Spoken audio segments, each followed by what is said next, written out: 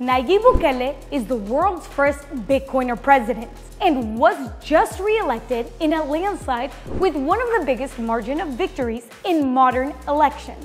And the American media can't stop calling him a dictator. Let's mind these. The first thing you should know is that Nayib Bukele is a dropout. Well, a law school dropout, but that didn't stop him from running for mayor at the age of 29. So you get an idea about El Salvador. For decades after the gruesome civil war, the political system of the country was split between two ruling parties. The left, Farabundo Martí National Liberation Front, FMLN for short, and the right wing, Nationalist Republican Alliance, or ARENA. Soy Nayib Bukele, candidato a la alcaldía de Nuevo Cuscatlán. With some familial and business ties to the FMLN, Bukele first ran to be mayor of Nuevo Cuscatlán and won the first ballot. Solo el tiempo podrá probar que es verdad todo lo que dice el alcalde de un pueblo en El Salvador. With growing popularity under his belt, after reducing the homicides in his city to nearly zero, he scaled to the next obvious place, the capital, San Salvador. But this time, he began to distance himself from the left party entirely. This is important because this frustrated the party, who eventually expelled him, resulting in Bukele starting his very own party called Nuevas Ideas. Queremos un cambio para nuestro país. Hemos querido llamarle a nuestro movimiento Nuevas Ideas. And hear this, in his first foray into presidential elections, he officially won the presidency at the age of 37 against both existing parties with 53% of the vote. So why should you care? Because 5 years later, Bukele has arguably become the single most popular leader in Latin American politics. Por primera vez en la historia, el pueblo salvadoreño va a ganar de verdad. Under his administration, El Salvador went from having the highest homicide rate in the world to having a lower rate than the US.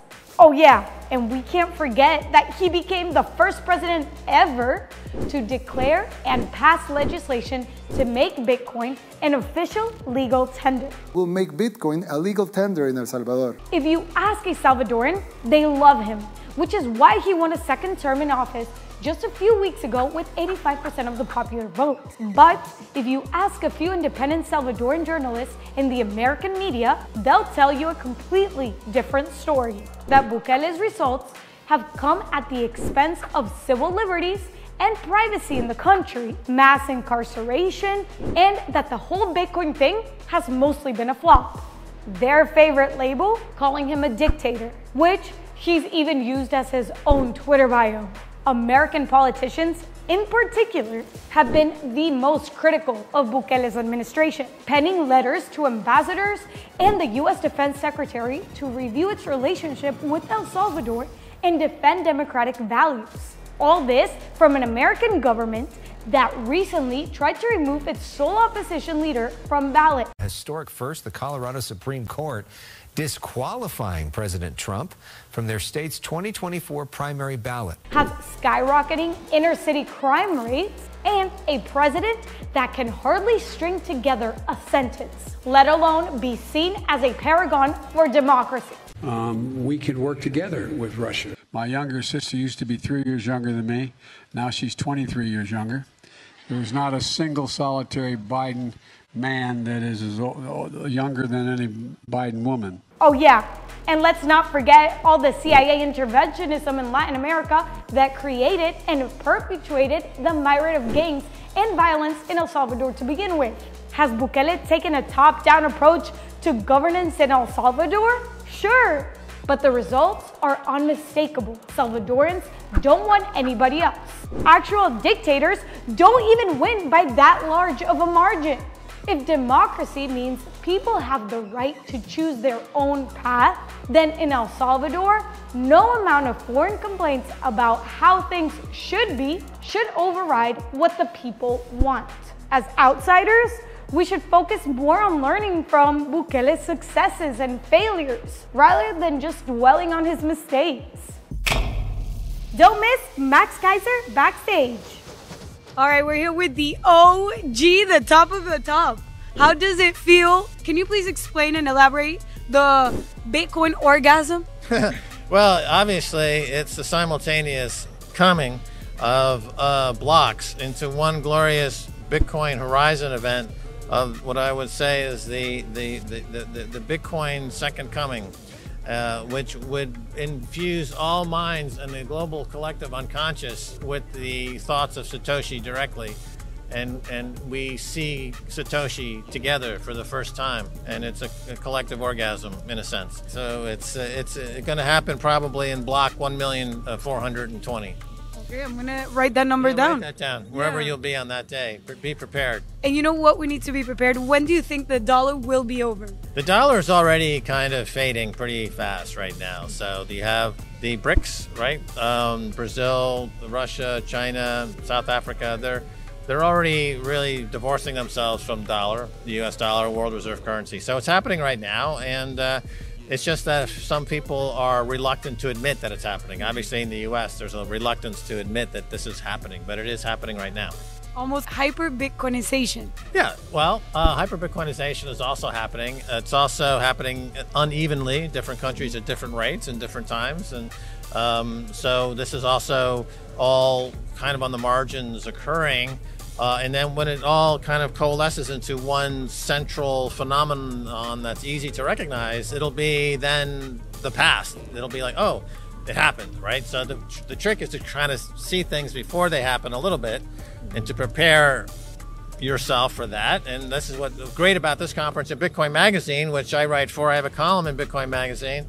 And of course, I'm in this issue right here. It's called the Euthanasia Health and Racket Club.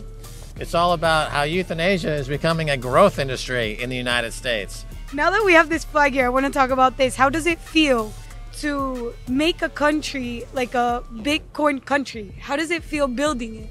It's exciting. President Bukele, of course, made Bitcoin legal tender, and he sets the tone for really the country going to becoming Bitcoin country. And we try to offer our suggestions and our help along the way, but he's just a very fast-moving guy, fast-thinking guy. Things are happening very, very fast. You wake up every day and he's launched another program, passed another law. So it's really happening. He's just going at breakneck speed, and things are happening fast. And his popularity is over 91, 92%. I mean, it's incredible. The people have been liberated. How do you manage to orange pill a president? Well, you know, he started tweeting about Bitcoin years ago, 2017, 2018, when he was mayor of El Salvador. So he's actually a very tech-savvy guy, and he's been aware of Bitcoin for a while. And I think he had it in his mind that this would be something to do when he had the opportunity to do it. So I think he was already kind of orange-pilled before we showed up. So he does watch our shows for years. So maybe we had some influence there. And I have to ask, you're one of the OGs. How Bitcoin makes sense for you? When did it click, or how was that moment? Because you didn't have all the sources that people have now to be like motivated to believe in Bitcoin. How was it for you? Right. So in 2011, when I was first introduced to Bitcoin, so that just so happens back in 1996, when I was running a company called the Hollywood Stock Exchange in Los Angeles, I invented a virtual currency. I have a patent on a currency, on a virtual currency. It's patent number 5950176. You can look it up. And so when I saw Bitcoin, I saw immediately that, you know, this solves a lot of problems you have with the virtual currency, a gaming currency, effectively. So, again, you know, Bitcoin at the end of the day is a gaming currency, like, you know, World of Witchcraft or World of Warlocks or what have you, or Second Life.